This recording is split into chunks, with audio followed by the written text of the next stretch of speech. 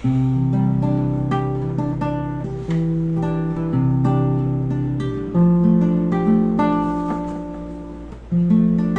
dia, bom dia, bom dia. Bom dia, bom dia.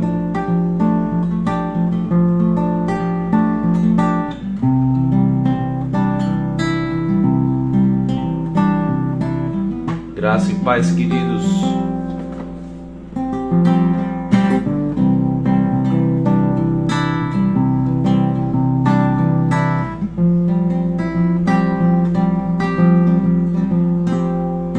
Santo, Santo, Santo, Deus onipotente, cedo de manhã cantaremos teu louvor. Santo, Santo, Santo, Deus Jeová triuno, és um só Deus, excelso Criador. Bom dia, Isabel, bom dia, Zuleide, bom dia, Elisenda, bom dia, Clotildes.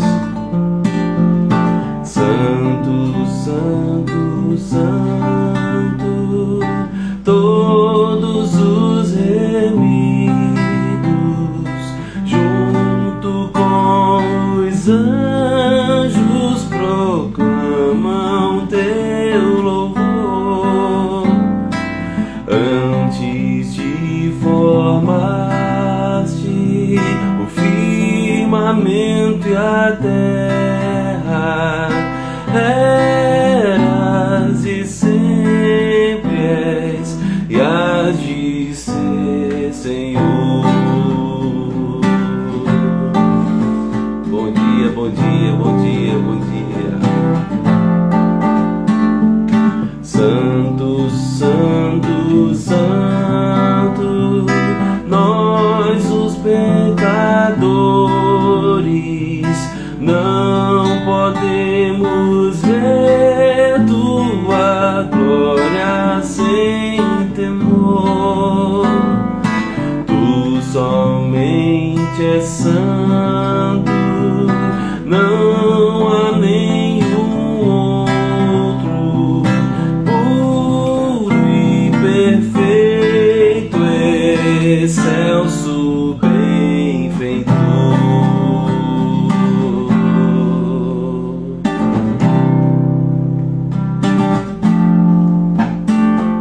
Santo, Santo, Santo, Deus onipotente, tuas obras louvam teu nome com fervor.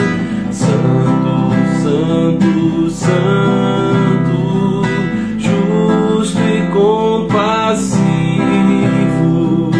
és um só Deus, supremo Criador.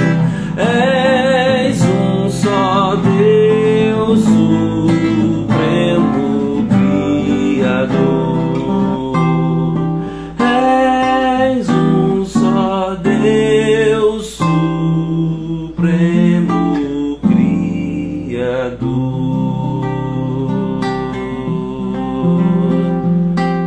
Aleluia. Glória a Deus. Bom dia a todos. Bom dia, bom dia, bom dia. Como vocês estão? Tudo na paz do Senhor? Tudo bem por aí? Graça e paz, queridos irmãos. Tudo bem? Dormiram bem? Estão bem? Prontos para mais uma madrugada de oração? Pronto para mais um momento com Deus em oração, ouvindo a sua palavra, ouvindo o que Ele tem a dizer aos nossos corações, depois de uma semana intensa, projetando, cantata de Natal das crianças, com a cantata de Natal que aconteceu ontem. Quem estava na igreja ontem? Foi bom, né, irmãos? Graças a Deus. Foi muito bom. Para a glória de Deus, tivemos uma cantata abençoada, não é?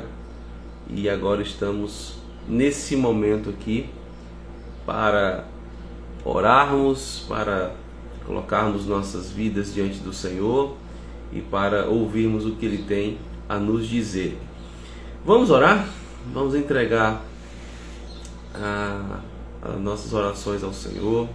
Vamos entregar os nossos pedidos ao Senhor daqui a pouco.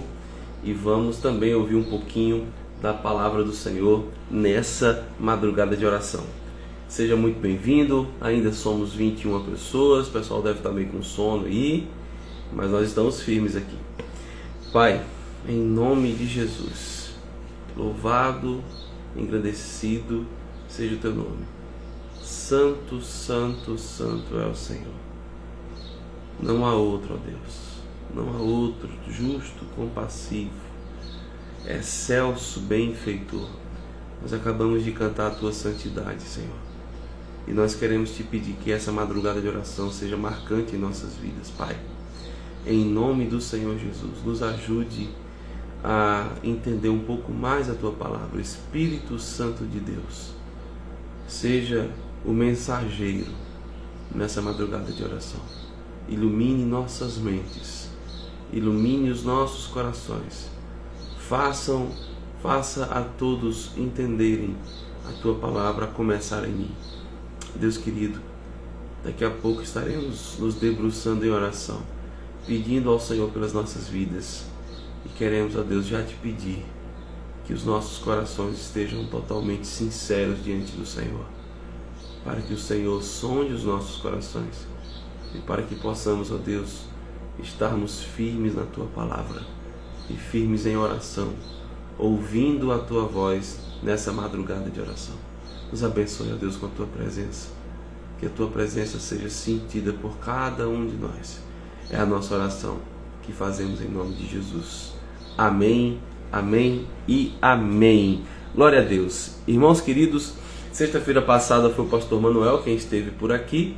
Acho que vocês devem ter estranhado um pouco, né? Porque toda sexta-feira nós estamos por aqui. Mas sexta-feira passada eu pedi a ele para que eu não estivesse, devido às correrias do Projetando e, enfim, muitas coisas com o coral.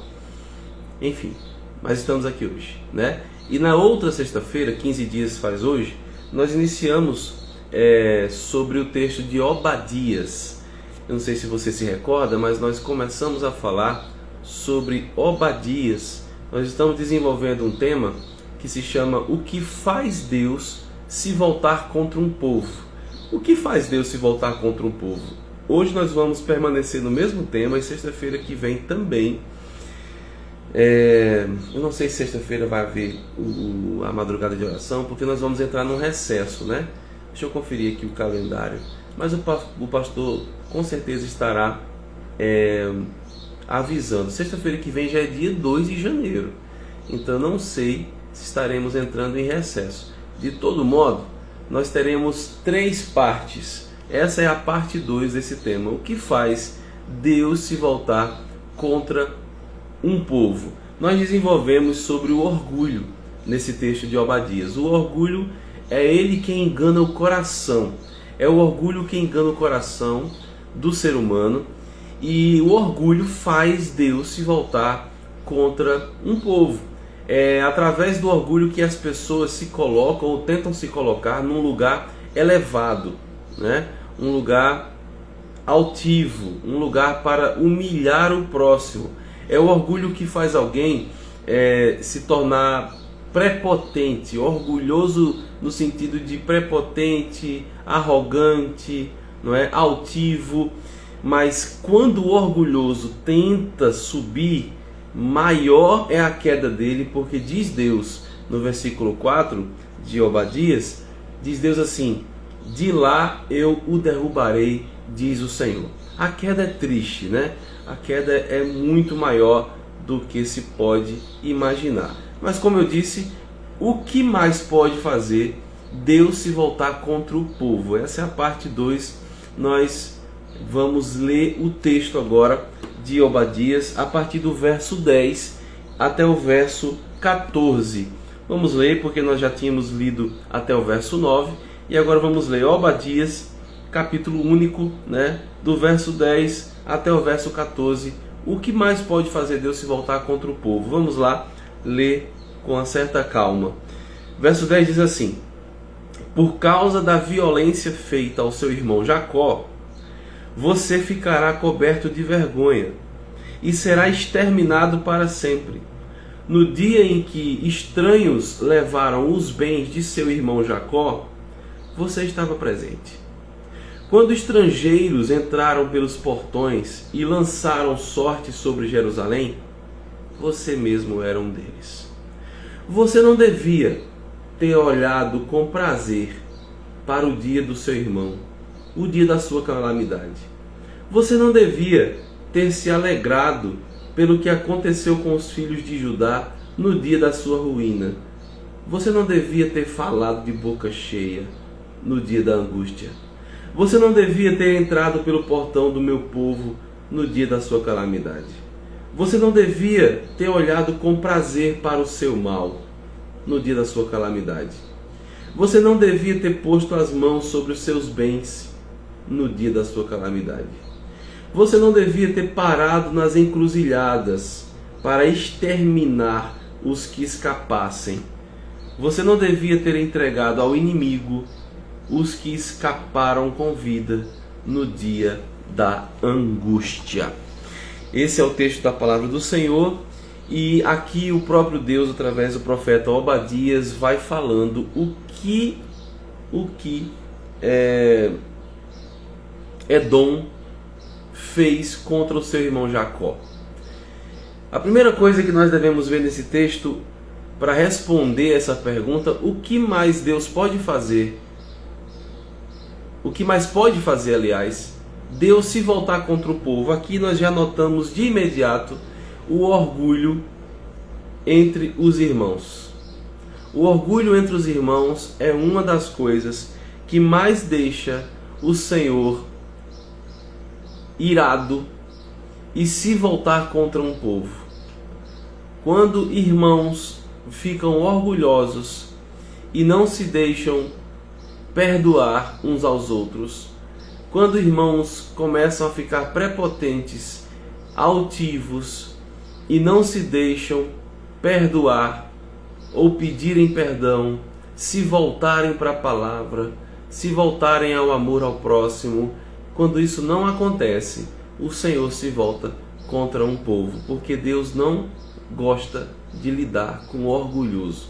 Orgulhoso nas mãos de Deus é a mesma coisa que já prevê a sua queda. A violência é o que nós vamos tratar a partir de hoje, a partir de agora. A hostilidade, o texto começa falando: por causa da violência feita ao seu irmão Jacó, você ficará coberto de vergonha. Quando Deus vê um povo violento, um povo hostil, porque a violência aqui, ela pode se configurar como hostilidade. A violência aqui, ela não é somente agressão física. Ela não é só um tapa que você pode levar de alguém, misericórdia. Mas ela não é somente agressão física, ela é agressão verbal. Ela é agressão psicológica, ela é agressão emocional. A hostilidade também é a violência. A hostilidade, a rivalidade, quando você percebe que na igreja, entre irmãos, há pessoas que são suas rivais, pessoas que tratam você com hostilidade, pessoas que são rivais e não deveria ser assim. Isso é uma violência e por vezes é demonstrada no meio do povo de Deus. Nós estamos tratando aqui de um assunto sobre os edomitas e os israelitas. Irmãos, os edomitas são descendentes do Esaú. Esaú e Jacó são irmãos. E os descendentes de Esaú, que são os edomitas, se voltaram contra os israelitas, passaram a vida toda sendo hostis e violentos. Um exemplo disso, queridos, que nós vamos ver aqui agora, que talvez você não conheça ou não se lembre. Lembra que Moisés, ele cantou, e o cântico de Moisés foi registrado na palavra de Deus? Após uma vitória grandiosa, Moisés ele canta de alegria, você lembra disso? Mas só que durante a música que Moisés estava cantando, as suas palavras, elas mudaram de louvor a Deus para rivalidade e hostilidade aos seus irmãos. Talvez você nunca parou para pensar sobre isso. Eu ainda estarei falando nas madrugadas de oração, se Deus assim quiser, sobre louvor e adoração. Deus me chamou para essa igreja para também corroborar com os amados sobre adoração, sobre louvor, porque essa é a minha área. Disso Deus me fez entender um pouco. E quando a gente olha para o cântico de Moisés, vamos abrir aqui em Êxodo 15, nós vemos no cântico de Moisés um cântico que começa a louvar a Deus, mas depois esse cântico se perde. Ele deixa de ser um cântico de louvor e passa a ser um cântico de hostilidade, um cântico de zombaria. E esse tipo de atitude Deus não se agrada. Nós estávamos falando sobre os filhos de Edom, mas aqui Moisés, como líder israelita, começa a ter um cântico estranho. Ele estava muito feliz pela vitória, mas do nada ele começa, na sua música, hostilizar os seus próprios irmãos. Diz aqui Êxodo 15, versículo 15. Depois você lê o capítulo inteiro de Êxodo 15 e você vai perceber que ele vem louvando a Deus pela vitória, dizendo que ele era a força dele, era o cântico dele. Mas no verso 15 ele diz assim: então os chefes de Edom se perturbam, dos poderosos de Moabe se apodera o temor, esmorecem todos os habitantes de Canaã. Estava indo muito bem com o cântico de Moisés. Ele estava adorando ao Senhor. Ele não estava fazendo zombaria, ele não estava fazendo pouco caso, ele não estava menosprezando, ele não estava zombando talvez da fragilidade do seu irmão. Mas a partir do verso 15 ele diz: então os chefes, os líderes, aqueles que estão à frente de um povo que é um povo meu também, é um povo que é meu irmão, são meus irmãos. É como se, irmãos queridos, nós somos da terceira igreja batista e nós olhássemos para o povo da segunda igreja e nós disséssemos que esse povo, que os líderes desse povo se perturbaram diante da nossa vitória. Primeiro que já está errado, ninguém luta contra um povo só, um povo seu. Ninguém luta contra o povo seu. Moisés, como líder dos israelitas, estava festejando uma vitória sobre o seu próprio irmão. E aí, quando Deus vê uma situação como essa, Deus não se agrada. Deus diz: a violência. Você foi violento, por causa da violência feita contra o seu irmão, você ficará coberto de vergonha. E aí, meu irmão e minha irmã, caminhando já para quase o final, como diz o pastor Manuel, eu estou dizendo caminhando, né? O terceiro ponto de hoje é dizer que ver irmãos se tornando inimigos. Quando Deus vê os irmãos se tornando inimigos, Deus se volta contra esse povo. Diz em João 10:10, no versículo 10, a parte A, que o ladrão, o inimigo, ele vem somente para matar, roubar e destruir. Aqui em Obadias a gente vê irmãos se tornando inimigos, matando, roubando e destruindo. E isso desagrada o coração do Senhor. Isso é muito triste. Aqui em Obadias a gente vê isso. E uma briga desnecessária de Edom contra Jacó, dos descendentes de Esaú com os descendentes de Jacó. Um povo que deveria ser unido é um povo que, mesmo depois de passar por um perdão que é algo que a gente ainda não tem tanta certeza assim, de Esaú e Jacó, um povo que 400 anos depois, no mínimo, estavam se tornando grandes inimigos. E nós vamos ver no texto agora algumas coisas muito explícitas que o texto nos traz, que traz características que nós, como seres humanos, podemos ter e correr dessas características para que Deus não se volte contra nós. Nós queremos que o Senhor se volte para nós, com um olhar de misericórdia, de graça e de amor. Mas Deus se voltar contra um povo querido, a derrota é iminente. E a gente vai olhar aqui no verso 12. Olhar com prazer.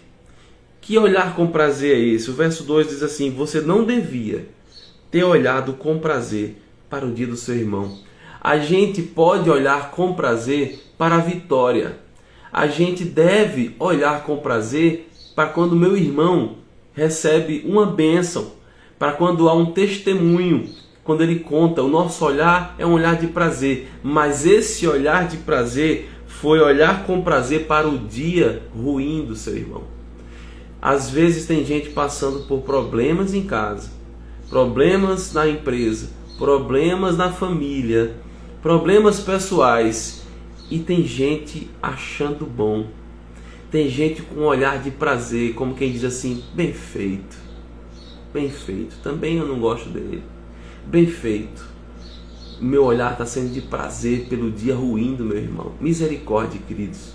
Mas pastor Romualdo, o senhor acha mesmo que na terceira igreja tem gente assim? Tem gente assim, mas precisa se converter em nome de Jesus. Em nome de Jesus. Tem gente que ora contrário, irmão. Tem gente que não ora para abençoar, tem gente que ora o contrário. Nós precisamos nos unir em oração para que nós sejamos um povo unido e não um povo hostil. Olhar com prazer é uma das características. Se alegrar. Quando o povo se alegra com a vitória do outro, é um povo que Deus aprova. Mas quando o povo se alegra com a derrota do seu irmão, Deus se volta contra ele. Olha o verso 12, parte B. Diz assim: você não devia ter se alegrado pelo que aconteceu com os filhos de Judá no dia da sua ruína. Tem gente que se alegra com derrota. Misericórdia. Misericórdia. Se alegrar com a derrota do irmão, com a morte de alguém da família que ele amava, com a doença que chegou, com o emprego que perdeu, com o acidente que sofreu. Tem gente que se alegra nisso. E se não fosse verdade, não estaria na palavra de Deus. Se alegrar com a derrota do irmão, se alegrar com o que aconteceu no dia da ruína, com a invasão de Judá. Gente que se alegrou com a invasão do seu próprio irmão. Misericórdia. Falar de boca cheia. Verso 12, parte C, diz assim: você não devia ter falado de boca cheia no dia da angústia. O que é falar de boca cheia? Se gabar. Algo positivo pode haver nisso quando a gente vê o nosso irmão se dando bem. Quando a gente vê o nosso irmão, por exemplo, passando num concurso, a gente pode dizer assim: puxa, que orgulho que eu tenho no meu irmão, né? Que orgulho maravilhoso que eu senti, um prazer. Eu agora posso me gabar dizendo assim: aquele é da minha igreja, aquele ali faz parte do nosso convívio no Senhor. Aquele ali é o meu irmão em Cristo, a minha irmã em Cristo que acabou de passar num concurso. Aquele é meu irmão em Cristo que acabou de passar no vestibular. Aquele é meu irmão em Cristo que acabou de ganhar uma bolsa de estudos numa faculdade. Aquele é meu irmão, minha irmã em Cristo que acabou de receber uma bênção, que estava orando na madrugada de oração. Isso, se gabar disso é prazeroso, mas falar de boca cheia e se gabar diante da derrota do irmão, isso faz Deus se voltar contra um povo. E isso não é digno de aceitação. Entrar pelo portão do povo de Deus. O Salmo 100 diz que é maravilhoso entrar pelas portas de Sião e adorar o nome do Senhor. Entrar pela porta do povo de Deus para adorar entre irmãos é algo prazeroso, não somente para nós, mas também para Deus. Agora, como diz o verso 13, você não devia ter entrado pelo portão do meu povo no dia da calamidade. Às vezes nós entramos pelo portão da casa do Senhor com intenção má no coração, para desejar mal ao nosso próximo e para não render graças e adoração ao Senhor. Nós entramos às vezes pelo portão do povo, pelo portão dos nossos irmãos, como diz o texto aqui, no dia da calamidade, para fazer o mal ao próximo. Isso, irmãos, é algo que faz Deus se voltar contra o seu povo. O verso 13, parte B, diz: você não devia ter olhado com prazer para o seu mal no dia da calamidade, você não devia ter posto as mãos sobre os seus bens. Pôr as mãos nos bens. Tem gente que tem essa capacidade também, de tomar aquilo que é do outro. Tomar aquilo que é do outro. Tem gente brigando por ministério. Tem gente querendo tomar o ministério do outro. Tem gente querendo tomar o que é do outro. O nome disso é roubo. E a palavra do Senhor é muito clara quando diz assim: não furtarás, não roubarás. Isso é pecado. Isso faz Deus se voltar contra um povo. Pôr as mãos nos bens dos irmãos para abençoar o que é dele. Pôr as mãos nos bens dos irmãos para tratar com zelo, tratar com carinho, cuidar daquilo que é do irmão, Deus se agrada. Mas meter a mão naquilo que não é dele, Deus se volta contra o seu povo. Estamos encerrando. Verso 14 diz assim: você não devia ter parado nas encruzilhadas. O que é parar nas encruzilhadas, irmãos? É brechar, é sondar, é ficar de olho, é brechar para o mal. Tem gente que tem prazer em ficar de olho para botar defeito. Tem gente que tem prazer, fica de brecha para botar defeito naquilo que o outro está fazendo. Tem gente que fica nas encruzilhadas esperando o momento certo para ver a queda do seu irmão ou para provocar-lhe a queda. Eu quero dar um exemplo para você. Porque primeiro a palavra do Senhor procura aqueles que se colocam nas brechas para orar, para interceder, para pedir a Deus sobre a vida do seu irmão, para pedir a Deus se colocando na brecha, homens e mulheres de oração que estão aqui na madrugada de oração, ou que nem estão na madrugada de oração, mas são homens e mulheres de oração. Não pensem que se outras pessoas, seus irmãos, não estão aqui de segunda a sexta, eles não são homens e mulheres de oração. Não caia nesse julgamento pífio, pequeno, de achar que quem não está na madrugada de oração também não ora, nem é mulher e homem de oração, porque existem muitos, e eu conheço, que não estão aqui, mas são homens e mulheres de oração. Isso é se colocar na brecha. Agora, estar na brecha, brechando, olhando, querendo saber o momento certo de julgar, de falar mal, de atirar pedras, de provocar o mal para o próximo. Isso também tem muitos que fazem isso e Deus se volta contra. E eu quero te dar um exemplo, de algo que eu vivo, te dar exemplo de algo que é mais corriqueiro, de algo que eu vivo no ministério de adoração. Você sabia que tem gente que se coloca numa brecha para ficar olhando sempre o que pode dar errado ou o que dar errado e fica depois cutucando, falando mal? Você sabia que tem gente que fica de olho, olhando para aquilo que não dá certo num culto, no ministério de adoração, para depois ficar juntando motim ou grupinhos para mandar recado, para dizer que foi ruim isso, que foi ruim aquilo? Mas não tem gente que se coloca na brecha para orar pelo ministério de adoração e artes cênicas da igreja.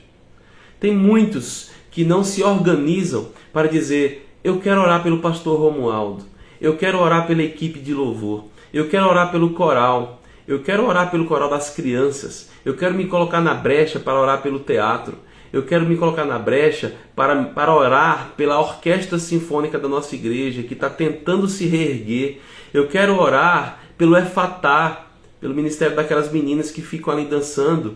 Não se colocam nas brechas, mas ficam brechando quando um de nós erra, porque nós somos humanos. Se o pastor Romualdo desafinar, ou se alguém desafinar, ou se algum instrumentista errar, ou se acontecer alguma coisa que, humanamente falando, foi algo ruim, não tem um ato de misericórdia para nós, mas se levantar para julgar, para apontar, para dizer que foi ruim, para dizer que poderia ser melhor, isso chove de gente. Chove de gente. E ainda tem pessoas que ainda vão falar para o pastor Manuel o que estavam vendo, o que estavam brechando e o que estava dando de errado.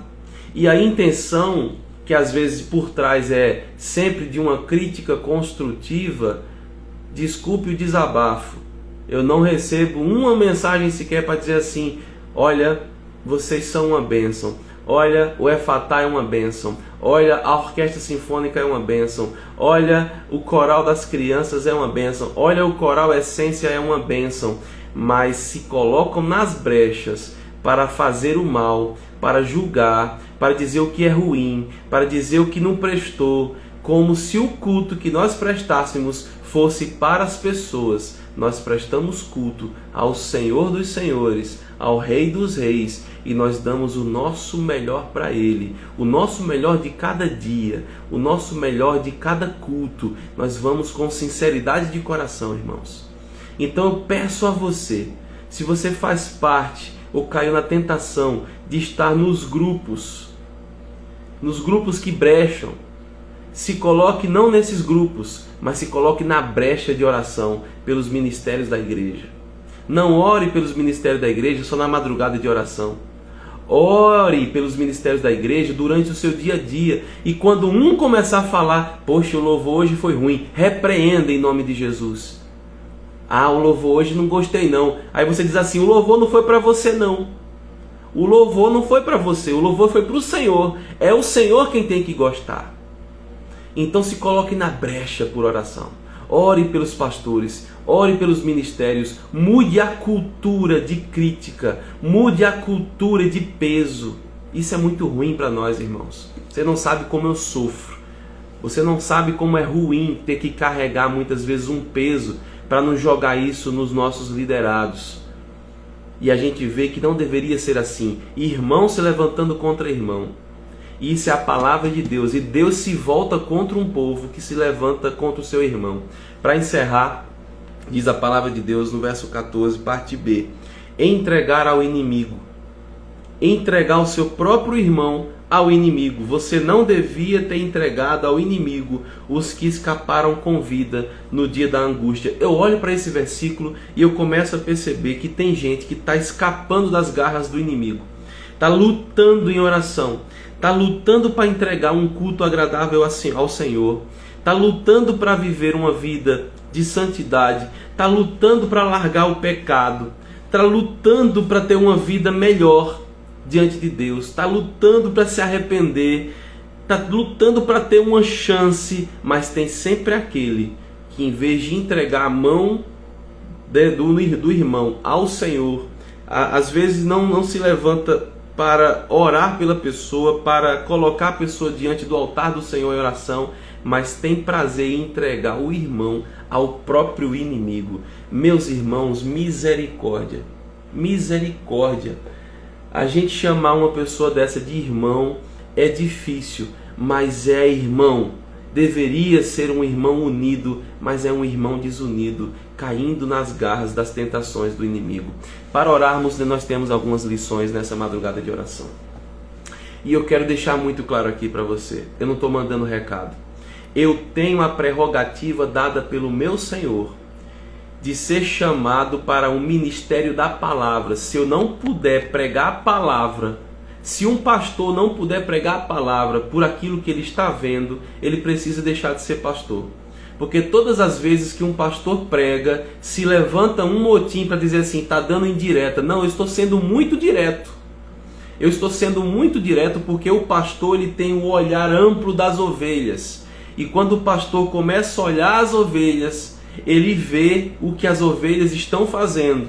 E Deus me chamou como pastor, como ministério da palavra que Ele me deu, para olhar o que as ovelhas estão fazendo e eu usar o que a palavra do Senhor me diz para fazer. Se eu não puder fazer isso, eu não posso fazer mais nada.